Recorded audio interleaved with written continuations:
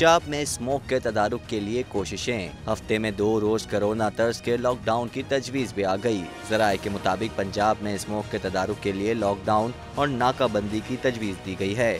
सूबे में स्मोक में इजाफे की सबसे बड़ी वजह लाहौर में गैर मामूली ट्रैफिक है, जबकि फैक्ट्रियों का धुआं स्मोक में सिर्फ 7% इजाफे का मौजब बनता है।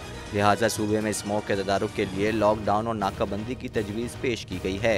ज़राए का कहना है कि तजवीज़ के पेश नज़र पंजाब में पीर, मंगल और बुध को सबसे ज्यादा स्मोक होता है। लिहाजा निगरां पंजाब हुकूमत की जानिब से बुध को मुकम्मल शटर डाउन, हत्ता के मार्केटें, स्कूल, कॉलेजेस और फैक्ट्रियाँ भी बंद करने का इम्कान है। सरकारी दफातर में बुध के रोज आधे मुलाजमीन काम करेंगे, जबकि हफ्ता इतवार को कोरोना लॉकडाउन की तरह शहर में नाके लगाने और खिलाफ कानून काम करने वाली फैक्ट्रियों को बंद और भारी जुर्माने करने की तजवीज़ पेश की गई है।